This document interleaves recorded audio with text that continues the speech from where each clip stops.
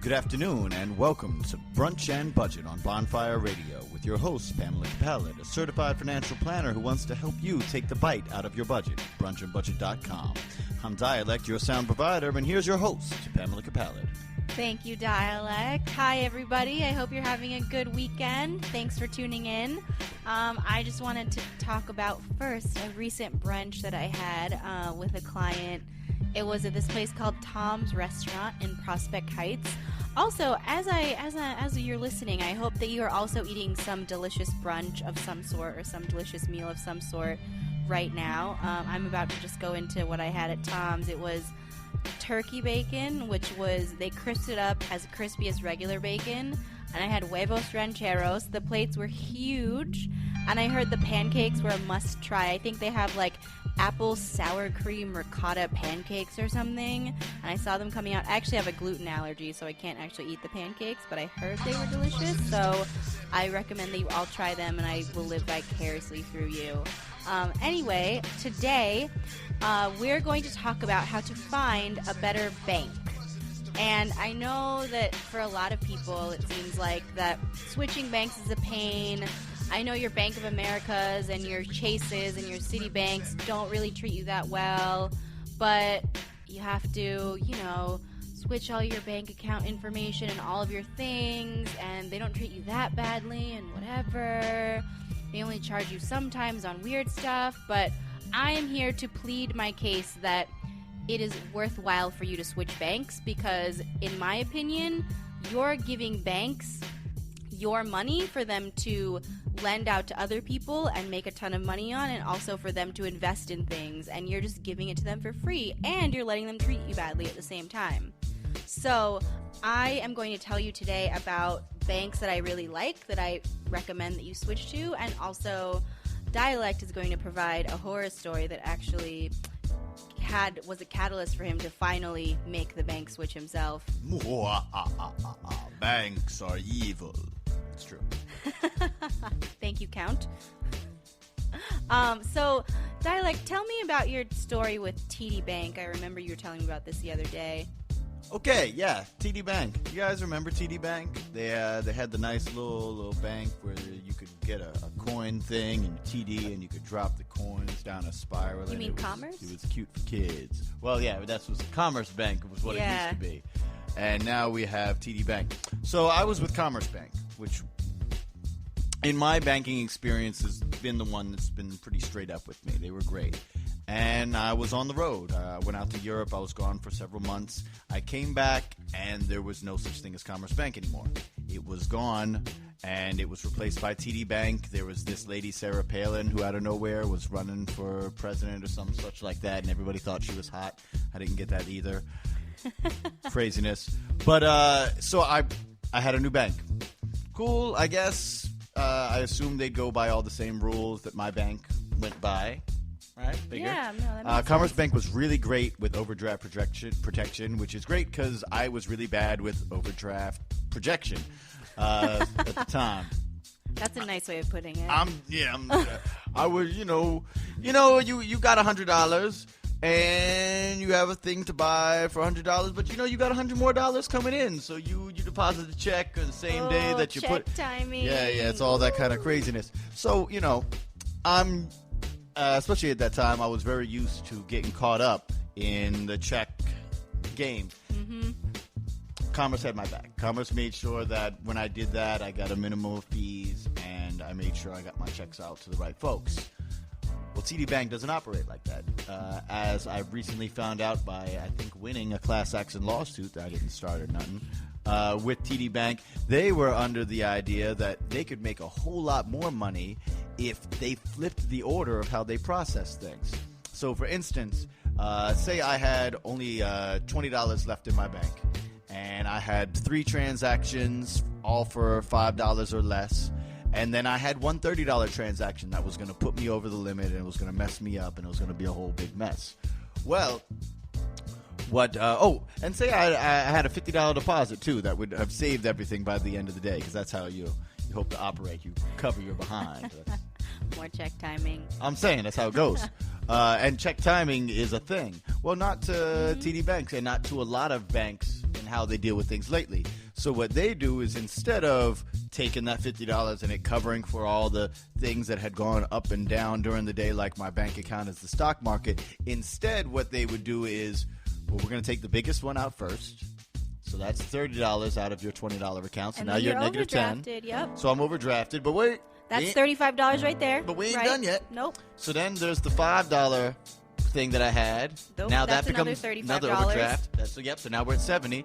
And then we've got another 5, so now we're at 105. And then another 5, so now that's 140, right? Yep. We got 140 in fees. And remember, I had $50 that I deposited that was supposed to cover everything and bring me back to like $3. I'd be good, right? Yeah. No, instead, I'm still at negative 90.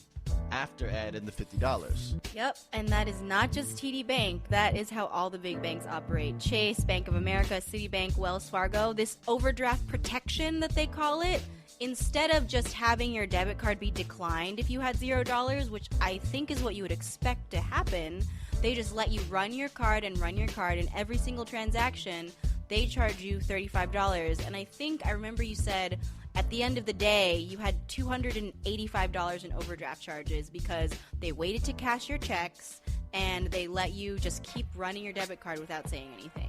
Yeah, you have a better memory than I do about the specifics about it. I think I blocked a lot of it from my mind. Well, the funny thing about it is, like you're saying about, this is a typical thing. Mm-hmm. This wasn't some crazy guy with a weird idea. And mind you, this has been found to be illegal. Yes. Totally, completely. Like, if I did it to you, I'd be in jail right now. None of these banks is in jail right now. They got to do it to you, and then when they said that it was illegal, they were like, oh, my bad. Yeah, and what was your class action check for? Was yes. it $285? No, it wasn't $200. My class action check, I think, was for like $17. Oh, okay. That covered half an overdraft fee? Mind you, I'm sure that took a lot of change out of that bank's pockets, but they already been doing the same to us. I'm only saying that because a lot of times we're like, oh, yeah, the bank only does one thing that's kind of dirty. There was a lot of underhanded things that these banks are going to do to you until they get caught. Yeah, it's true. Well, and here's the thing is there's this book out there called The Big Short that was written right after the crash. And there's a passage in there that just had me so angry that I just stopped reading the book. There were all of these bank people who were gathered together, and they came up with the idea of free checking. And everyone's like, oh, great, free checking. That means I don't have to pay to have a checking account open and blah, blah, blah, and all this stuff. Free checking was created as a way to prey on the poor because with free checking came these overdraft fees. And so, yeah, before they would just decline your debit card. Now you have overdraft protection. You remember that as a kid? With your free checking. Well, remember they would just tell you no. Yeah, exactly. Which is what you would hope to happen. You're like, oh, I don't have any money. I shouldn't be allowed to spend any more money. Instead, you're technically borrowing money from the bank, and they're charging you a fee to borrow this money. Lovely. Yeah, so I don't know if that's convinced you yet to switch away from your big bank or not, but it's all pretty grimy. And then after 2008, when the crash happened and all these banks lost a ton of money, they were like, okay, well, we can't really do free checking anymore. I mean, we've gotten all we can out of it. Now the banks flipped it and they're charging fees up front, but they snuck it in. They sent you letters in the mail that you probably didn't open because it was a whatever letter telling you that they're starting to charge you fees now. So what's happening is you're now required to have minimum account balances, you're required to have direct deposit, you have to use your debit card a minimum number of times, or they're going to charge you a monthly fee. And their overdraft protection is still in place. So now they're double dipping on that too. For a lot of folks who find themselves at odds with how they do their money thing, because I'm definitely one of those cats. I'm somebody who I used to think that I knew what I was doing with money because things made a lot more sense when I was a kid. You know, simple stuff like if you ain't got the money, don't buy the thing. Right. That's not really the game anymore. It's really not. It's really not. And I mean, we're going to talk about credit cards on the next show, but that's the other part of it. The idea of borrowing money is just such a normal thing for people now. And the idea of paying these kind of fees is such a normal thing for people now, and you feel like you can't fight back. One thing I do want to say is if you aren't ready to make the switch yet, I would at least try to get overdraft charges reversed. Call the bank, go into the branch. At the very least, they'll be able to reverse part of it. It's worth the call. It's worth the try to get some of those back. I know that you had gone into the TD Bank and they reversed a couple of them at least, right? It really... It wasn't enough, but... Well, it wasn't worth it because my favorite part, and this will happen to you because bank employees have been trained to do this. I came into the spot and was like, so y'all did the overdraft thing backwards, and that's not how... And I got a lecture from the cat about how to spend my money responsibly and about how when I sign a contract with a bank that I have to adhere by the rules of the contract that I signed. Which, I then replied, well, I did adhere to the rules, and then someone bought my bank. Yep. It was you. Exactly. It wasn't him, but you know me. And then you left immediately after. So I hope it doesn't get to that point with you guys. I hope I can convince you today that there are better banks out there who do treat you with respect and like a person, and we're going to go over that right after this song. Yeah, we've got our good old friend AM Breakups with the homie K Swift, a very knowledgeable fellow, with a song called Billionaire Welfare Queens. Again, you're listening to Brunch and Budget on Bonfire Radio.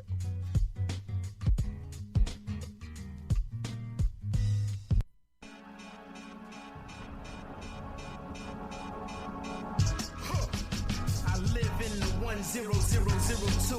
The 10020's in the news. Not the major papers, but the independent views. Things ain't looking sweet, no lemons in it hues. The story's more sour, full of bitter bits and chews. Of a tale that's hard to follow, like the scripts a bit confused. Billionaire welfare queens on Park Avenue. Billionaire welfare queens on Park Avenue. The government spends $20 billion every year, paying folks who net worth is already in the air. Sky high ranking, big banking, private jets, full tanking. We get taken to the cleanest, dirty work with no thanking. Common people catching spankings, rich folks is red-handed. The more they make, the bigger the tax breaks for these bandits. And they don't talk about it never. I can understand it, cause it doesn't add up in there. Blame the poor propaganda. Billionaire welfare queens on Park Avenue. The more I read about it, the more I'm catching an attitude. Got me daydreaming about stalking they hoods and bag of food. Then I remember that the courtrooms ain't got no latitude. Narrow views abound, boundaries on us like cattle rules. Funny they get farm subsidies and try to shadow you.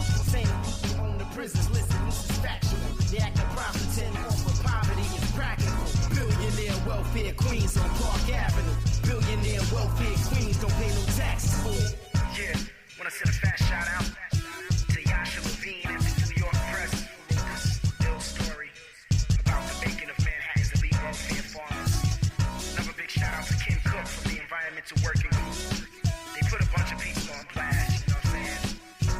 Mad people on blast. Read the story, I'm not gonna name no names. Mark Rockefeller.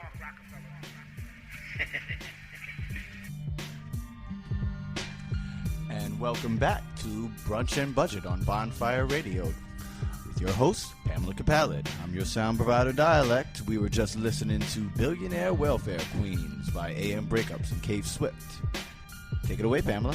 Thank you, Dialect. So right before the song, I was talking about how I had some favorite banks, and the reason why I have favorite banks, and I can say that, is because I have a confession. I'm actually a serial bank switcher. I have probably tried almost every single bank out there. I was with Washington Mutual when they existed, and then they got gobbled up by Chase. I was with Bank of America when I was in college. Then I switched to Wells Fargo because they had a better deal. I have not tried Citibank yet. I lived vicariously through Dialect with TD Bank, so I'm not even going to bother with them. And then in my search for better banking, I found the ones that I'm about to talk to you now. But just so you know, I do know the pain of having to switch all of your accounts over, having to switch your Amazon, having to switch your PayPal, having to switch all your credit card payments and your electric bills. It's like getting out of a long-term relationship. It really is. You gotta do too much stuff. You're like, man, forget it. You're entangled. Forget it. We'll just stay together. But then eventually you have to break up, right? Because you get so bad, right? Eventually. They're abusive relationships, these banks. Yes, they are. That's a great way of putting it. They really are. I mean, they're basically hitting you from every side. They're totally happy with you going in the negative. In fact, they, as you elaborated last time, they just set it up that way. So, and I'm angry about this. This is why I keep harping on it, because I feel like if someone is going to take your money and turn around and use it to make money for them, they should at least treat you nice, right? Yeah. If not nice, then like a person? Yeah. It's all we ask, like a human being, not just like a number that they put into a spreadsheet. So here are a few banks that I really like, and if you've talked to me before, you've probably already heard this, but I like to reiterate it because there are good banks out there, and there are banks who are trying to change things. One that I have right now is Charles Schwab. They are actually an investment company primarily. They do brokerage accounts, but they have this great investor checking account, which has no ATM fees. They reimburse all of your ATM fees and your foreign transaction fees, so you can use any ATM that you want. And at the end of the month, I see a little number go back into my Charles Schwab account of all those ATM fees that I got charged and got reimbursed. They give you free checks. There's no account minimums. You could have $0 in there, and they're not going to charge you anything. Your overdraft protection is actually a brokerage account. So what they do is when you open an investor checking account, you also open at the same time a brokerage account. The reason why they're doing this checking account, this great checking account thing, is because they want you to become an investor with them. So their thinking is, if we offer this great checking account and they feel like they want to invest and there's already a brokerage account open, well, why wouldn't they just invest with us? It's a convenience thing, And so what I usually do is I actually keep extra money in my brokerage account, like $100, $150. And if I go over certain months, which I actually have in the past, they actually transfer the money for free from my brokerage account to my checking account when it's low. No fees, nothing, no overdraft charges. That's their overdraft. So, I really think this is a great banking system. I think that the fact that they reimburse all your ATM fees is amazing, and their customer service is absolutely stellar. I swear they're not even our sponsors or anything. I just really like the way that they do banking, and their customer service people are top notch. By the way, businesses out there, if you want to get a shout out for free on brunchandbudget.com, all you really have to do is treat your customers, clients, or whatever you want to call your money people like people. It's true. That's all. Or have delicious pancakes. One or the other. Preferably both. Preferably both, yes. Schwab, we want pancakes. We do. But I assume if you have delicious pancakes, then you also treat people nicely, because otherwise your pancakes would taste terrible, right? So the next Brunch and Budget is going to be at IHOP or something, right? Oh, no. Okay, now we know what counts as delicious and not delicious pancakes. No IHOP here, but definitely Charles Schwab. And the thing, there's one snafu. They do check your credit, because they are opening a brokerage. You are opening a brokerage account and investing. So they do check your credit. So if your credit is below 600, then you might be denied opening an account. But that's okay. There's other banks out there that are awesome. Below 600. Do you think is that common? Do you think a lot of folks are below 600 right now? It's possible. It's possible if you don't have a credit score, then that's another issue. Well, there you go. But if you're below 600, it means that you've just been late on a lot of payments, or your credit cards have defaulted, or you haven't paid your utilities. And we'll go into all of that in the next show, so tune in. But I think that for the most part, you'll be okay with Charles Schwab. Another bank, though, that I really like is same deal, Ally Bank. They reverse all of your ATM fees, not your foreign fees, as we saw with Charles Schwab when I went abroad. And I think they also check your credit score as well, but they're another one to look into. And then Capital One 360, which used to be ING Direct, is another great bank. They don't reimburse your ATM fees, but they also don't charge you ATM fees. Because that's the other thing about these big banks. So you go to a freaking bodega, you get charged $1.75, and for some reason, Chase on the other end charges you $3. Ooh, I know why. Why? Because they know that we don't know that they're doing it. That's so true. That's so true.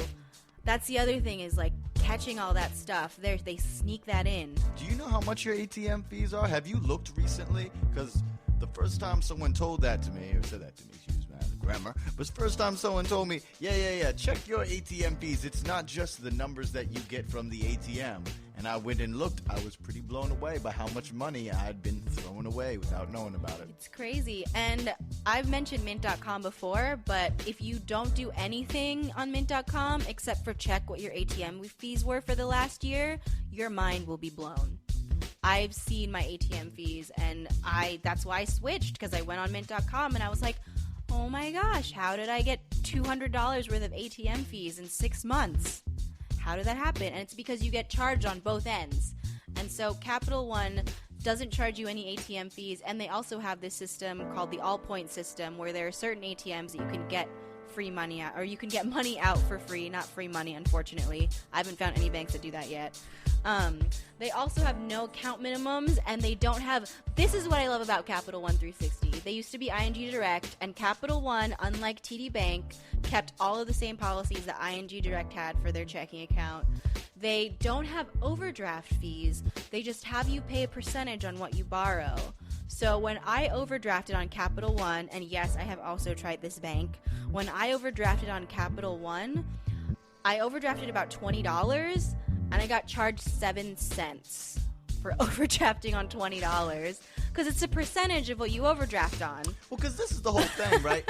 They're banks, and the reason you're not keeping your money under your mattress is they're money people, and you keeping your money with them is going to be good for you. That's the deal, right? Isn't that the agreement that we make? So I really feel like not only is it not crazy, but that seems like that should be just the general thing that happens. Right. When you make a mistake with your money, your bank goes, ha ha ha, you non-money person.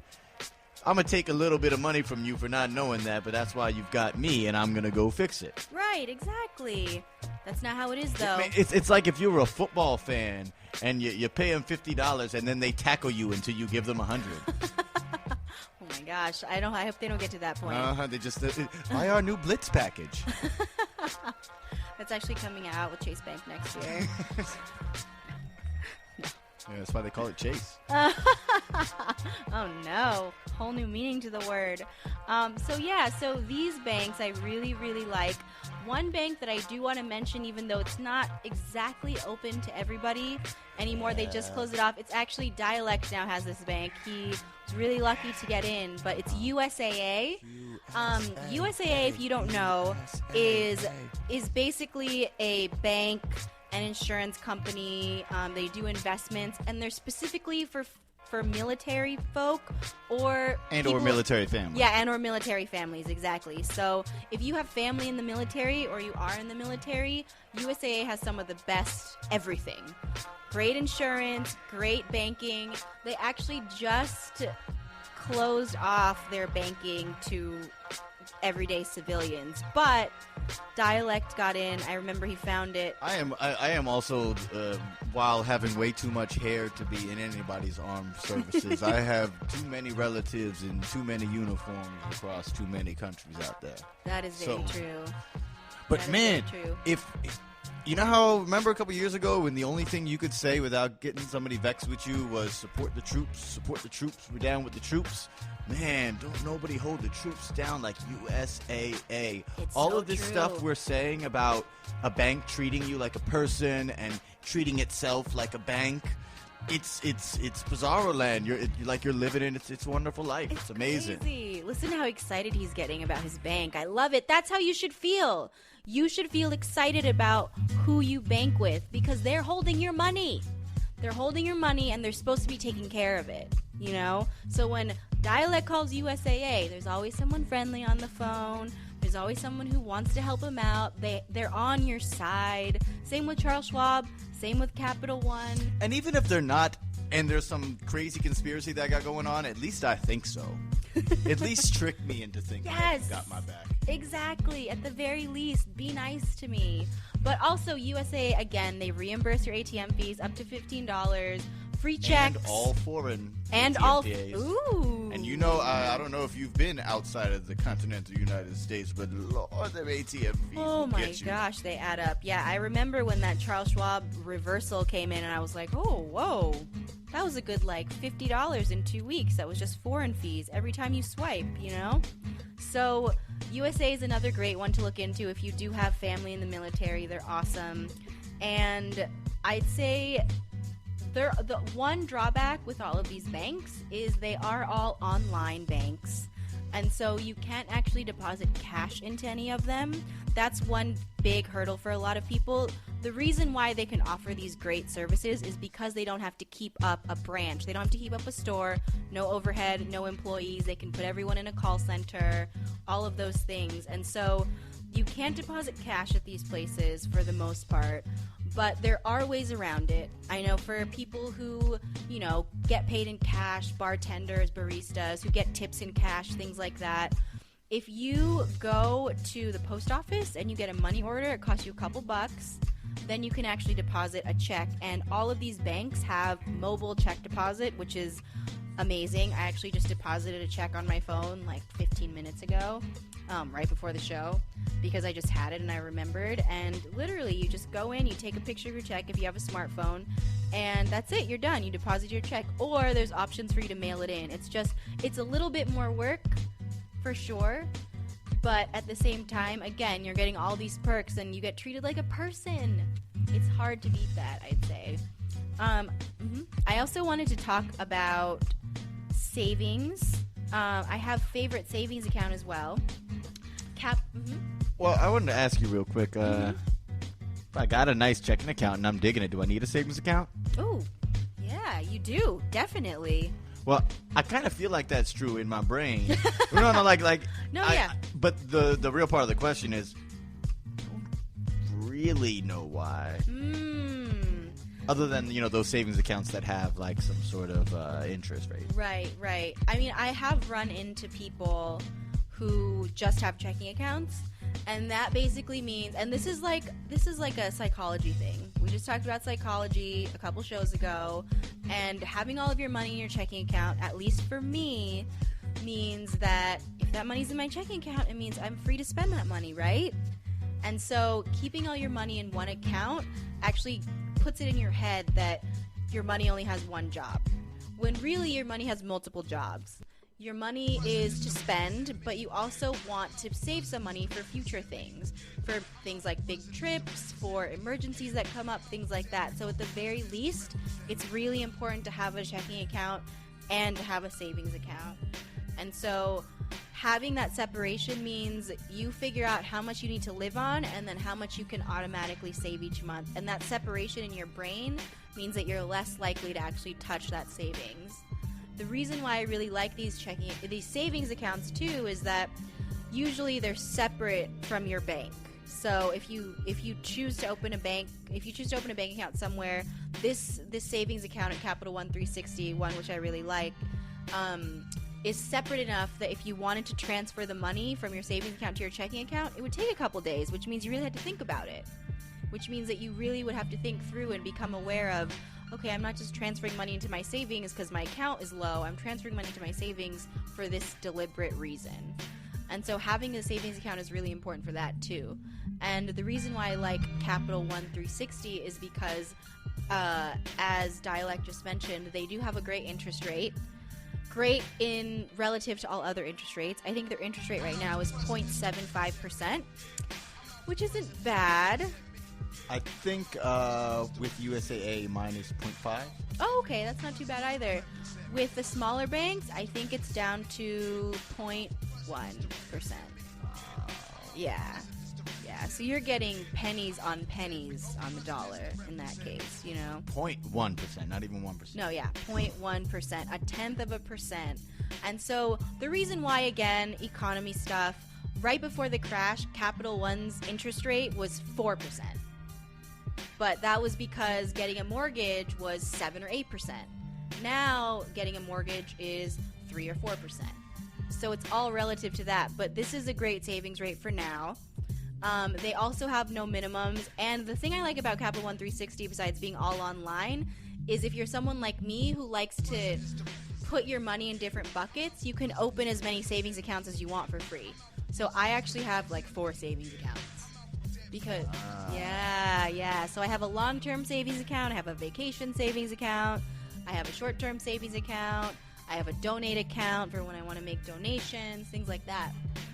See, that's something that often seems daunting with other banks because there is either some sort of annual fee or some other sort of trickery where I feel like as a kid, it would have made sense to me to open an account just for a thing and to put money and just put it there. But for the most part, my mentality is if I open a checking account or a savings account with $100 today and I don't touch it for a year, that's going to be $3 or nothing when I check it. It's so true. That's the other thing that banks have started after 2008, after the crash, is they started charging you for savings accounts if you didn't have a minimum balance. And usually the minimum balances were ridiculous. They're like $1,000, $2,000, you know? What kind of stand-up comedian joke act type of thing is that? Right? No, because it should be hilarious. Like, oh, you don't have $1,000 in your... We're going to charge you because you don't have enough money. That should be funny. Yeah. Not the thing that's a reality. But in this case, it's true. And so I say stick with your online bank. Stick with the people who treat you well. All of that kind of stuff. Another question that I also often get is, what about credit unions? Yes, credit unions. So, first of all, what is a credit union? I guess I should address that first. Yeah, what's the difference? They're not a bank. They're not a bank. They act like a bank. Actually, the thing about credit unions that are great is banks are for-profit companies, obviously, and they're profiting heavily from all of these overdraft charges and things like that. But credit unions are non-profit. And so all of their profit actually goes back to the members, which is why they usually have better savings rates. They can offer you better mortgage deals often, and they offer more of a personal touch. The tough part with credit unions in New York is that they're really specific, and so it's hard to find a general credit union in New York. But in most of the country, if you have a local credit union, go to them. It's also, you're supporting your local community when you go to a credit union. You get to talk to the person, you get to know the person. I know, Dialect, you have a credit union from back in Pennsylvania, right? Yeah. That you're still with. I've been down with Members First, FCU. See, y'all getting the free plug too. Since I was like a kid. I think my mom still has a name on it somewhere. She probably has to approve things. Tell her stuff. But, the main reason of it is my account number is basically 3 digits. Every time I talk to them, I talk to a person, and I've talked to the same person over and over. They actually know me, and I feel like I'm involved in the thing. The problem with banks is you often feel faceless, like you're saying about being a number, and you'll go in and speak to them, and it's like you're at Kmart or any other type of store where they don't actually know anything. They're just there to sit in the place until read the script or whatever. And you talk to these credit unions, they're folks who've been working there for years and years. It's their career to work at the credit union, so they're with it. So they'll tell you real stuff. Yeah, it's great. They're fantastic. And so if you do have a credit union, forget everything I said right before this. Go to your local credit union. They will treat you so much like a person you will never want to leave, even if you leave the state. But, I mean, again, it's still, there's still issues because I can't deposit with the credit union. Yeah, they do have some issues. Their technology is not always up to date. Again, they're a non-profit. They're not trying to have the latest and greatest technology. So sometimes their security is a little crazy. Sometimes it's hard to get online. But for the most part, they'll work with you on that anyway. And so I still like them. Yeah. Yeah. All right, so after this break, we're going to talk about what the process actually is for closing your bank, a couple tips on that, how to make it easier. I know it's going to be a hard breakup, but believe me, you will all be happier for it in the end, I promise you. And on that note, this next song is called These Men Don't Cry by Lord Have Mercy and our old pal Method Man. Listen to music.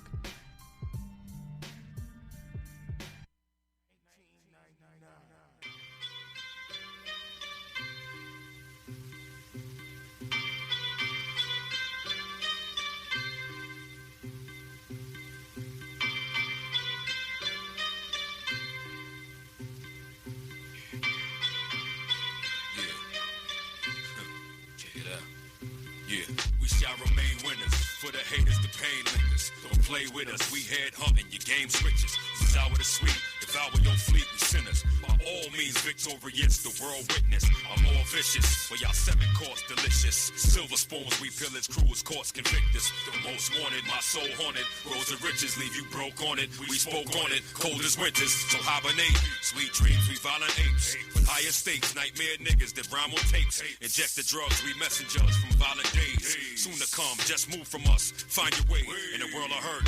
Backstabbers and murderers. Niggas twirl a bar and burn the Dutch. I turn it up, just another notch. We smother spots across the globe. Holding fort and rows in Metropolis, Boston Fold. These men don't cry. Why? We just get even. Stop them from eating. Kill them off softly. Of course we be Creeping. Of course we be Reaching. Still the force when we reaching. These men don't cry. Why? We just get even. Stop them from eating. Kill them all softly. Of course we be Creeping. Of course we be Reaching. Feel the force when we Reaching. Who? Me? M-E-T-H the older D. Can't be done. Like trying to find a penny in the seats. Nigga run for cover, son. Go and get them guns. Y'all ain't from here. Don't try to come around here getting one. You get done here just for asking. Stick the key in the lock to Pandora's box. Lungs collapsing, gasping for breath. Lord have mercy, it hurts me to know thirst is everything, and I'm still thirsty. Ask myself who the boss, label trying to work me. Next time, don't forget my dick when you jerk me. Trying to stop my conquest. I'm like a one-legged man in an ass-kicking contest. Walk a mile in my shoe, whoop a after two, cop a nasty attitude. Still I ain't mad at you. Hurry up and take your time. Fucking naked 9, take with shores high and make it mine's word until we even. On one of us is barely breathing. Shaolin, we in the house and we ain't leaving. The Lord have mercy, motherfucker. These men don't cry. Why? We just get even. Stop them from eating. Kill them all softly. Of course we be Creeping. Of course we be Reaching. Feel the force when we Reaching. These men don't cry. Why? We just get even. Stop them from eating. Come on. Kill them off softly. Of course we be Creeping. Of course we be Reaching. Feel the force when we Reaching. These men don't cry. Why? We just get even. Even. Stop them from eating. Nigga. Kill them off softly. Of course we be Creeping. Of course we be Reaching. Feel the force when we Reaching. These men don't cry. Why? We just get even. Stop them from eating. Kill them all softly. Of course we be Creeping. Of course we be Reaching. Feel the force when we reach in. Yeah. Johnny Blaze, Al Simmons, Wu-Tang. What? Word is born. Shaolin, Brooklyn. What it look like, what it be like, what it sound like, what it feel like, motherfucker. You know? All day, Brooklyn and Staten Island connected. Put it all together, it's basic.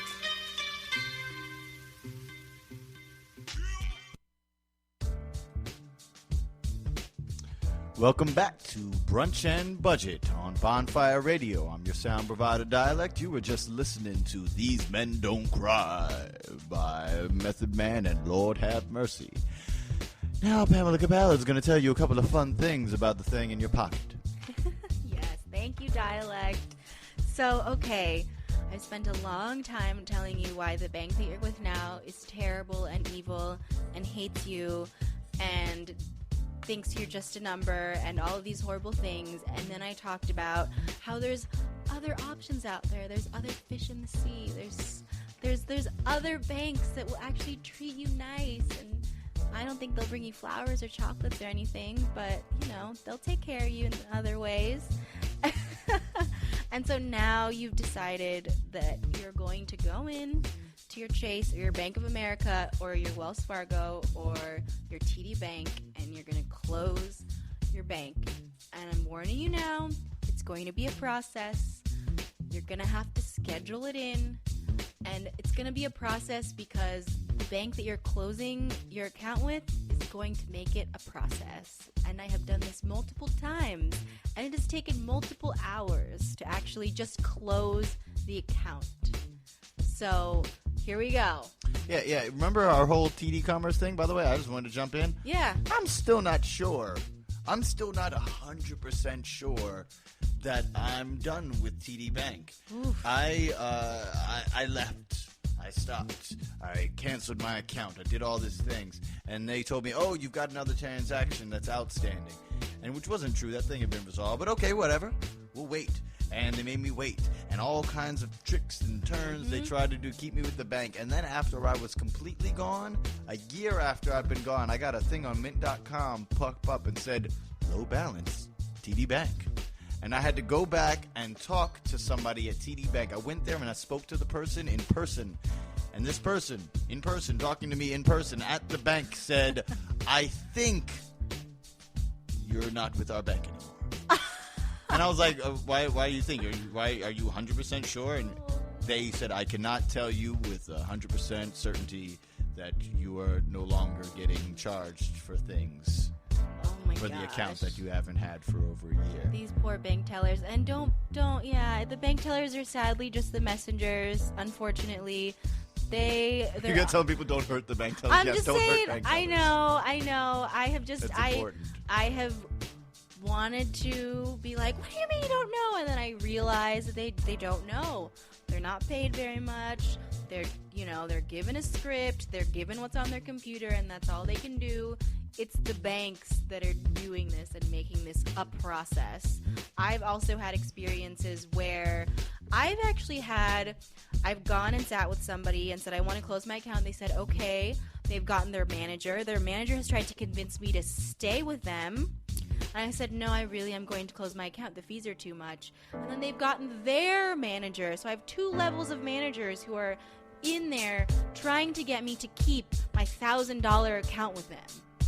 It's just they inundate you with, no, don't leave. No, don't leave. What's wrong? What can we do to make you stay? All of this stuff. And it's going to be a battle. And you're going to have to brace yourself for it. It's going to be worth it. But you're going to have to brace yourself for it. And also make sure that your account is actually closed. As Dialect said, you never know. I would get in writing. I would talk to the highest level manager that you can who may know something and get it in writing that your account is closed. Because here's what happens is that if you don't close your account and they're charging a monthly fee on it because you take away your direct deposit or you don't have a minimum account balance and they can't find you, there's a negative balance in your account with a fee, and that shows up on your credit score because they have to send it to collections. That is their process. It's like, have you ever dated someone who after a short amount of dating, you maybe even a long time, you found out that they're a creep? And you know what I mean by creep. I ain't talking the dictionary. They're a creep. They're a total creepo creep. And then they're also a cop. So you can't do nothing about their creepiness. That's often what it is like dealing with these banks.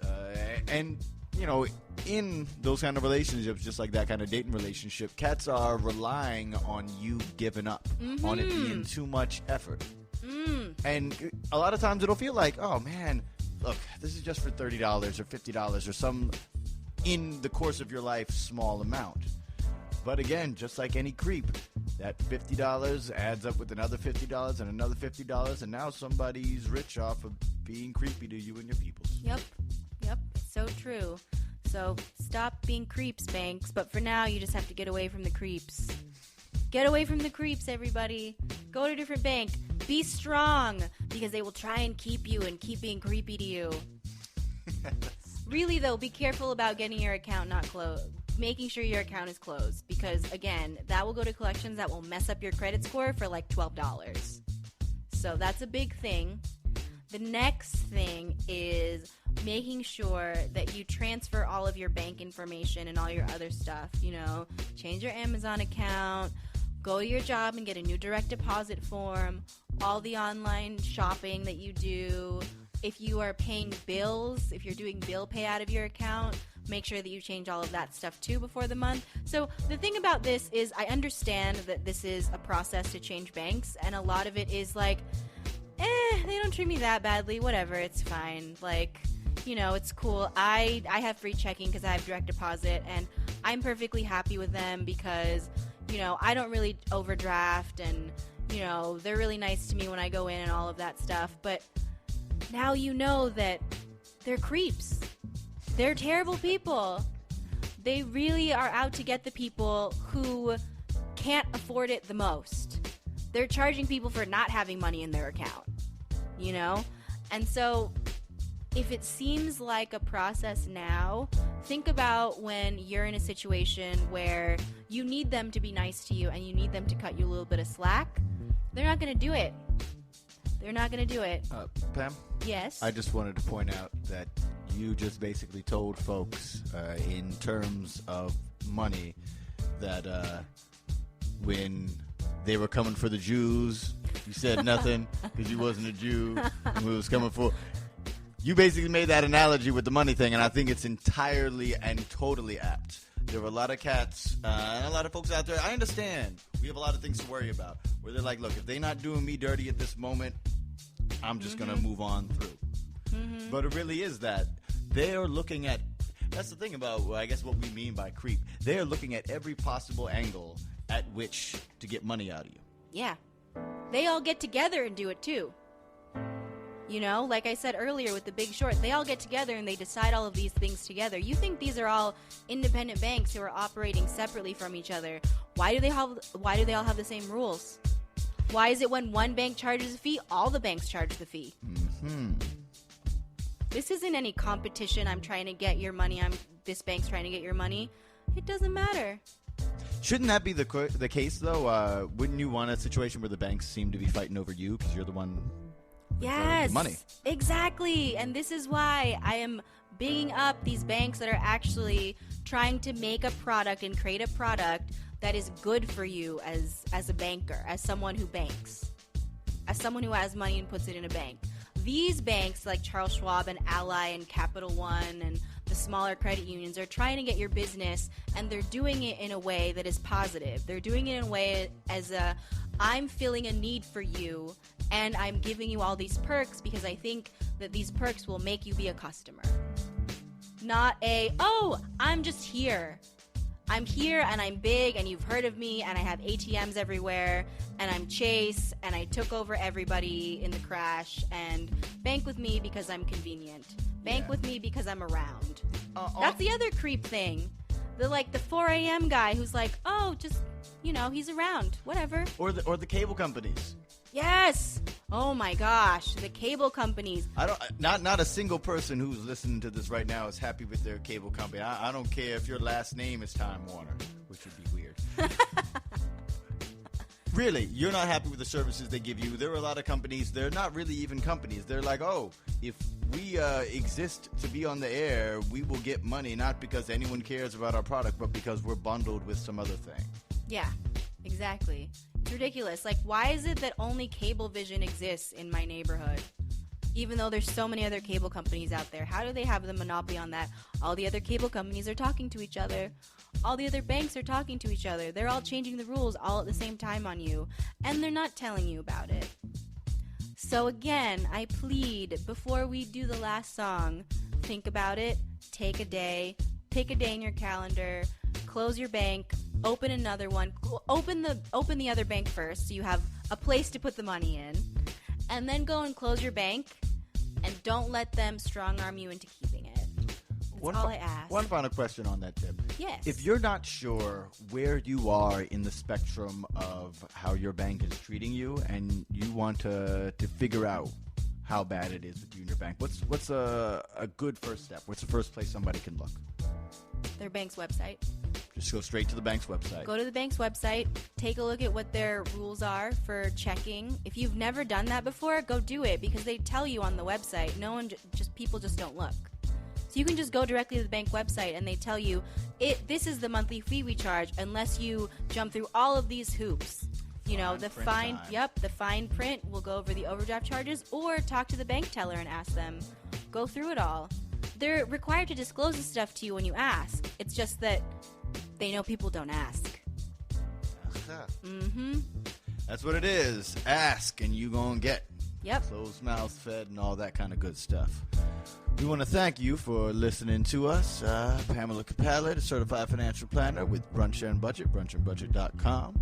I'm Dialect, your sound provider. Earlier, you got to listen to AM Breakups and K Swift. You heard Lord Have Mercy and Method Man. And to end out today, I guess a little tribute to USAA and all the banks that treat them right. We got Chubb Rock for you.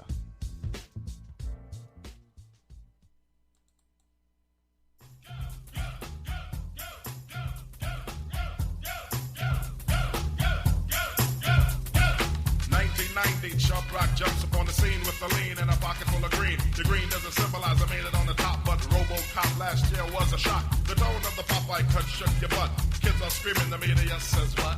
Kind of music is this for you to dance to? The man with the plan and the band demands you. Leave the smack and the crack for the whack, throw the ball and the knock, keep a smile like that. Leave the knife and the gun in the store and ignore temptation sent by the nation. Facial game cause it's pain needs a new rep. In your heart and mind, never forget Giuseppe Hawkins. And when you walk in, you know what you're squatting. Black on black, remember that, it's important. Anyway, the shunless one bring forth the fun. No hatred, the summer's almost done. No time for sleep. Jump in your Jeep and pump up the funky beat. Holy.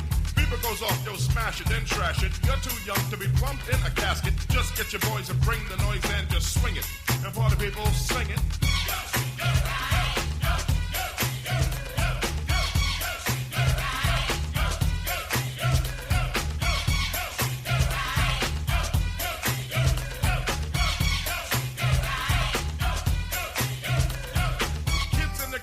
Dibs on the big man. Can he come out? Can he come out and slam a jam? I'm his number one fan, yes I am. All these kids realize that I'm the man. 6'3" and maybe a quarter of an inch bigger than last year, but still a unique figure.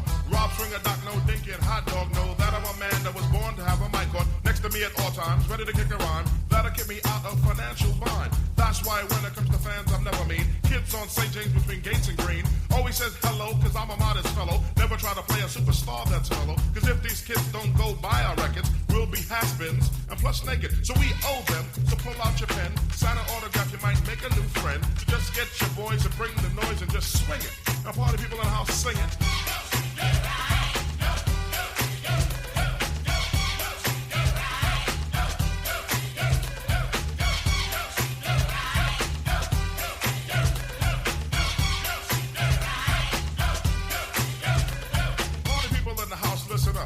How the man with the plan and the van rips it up.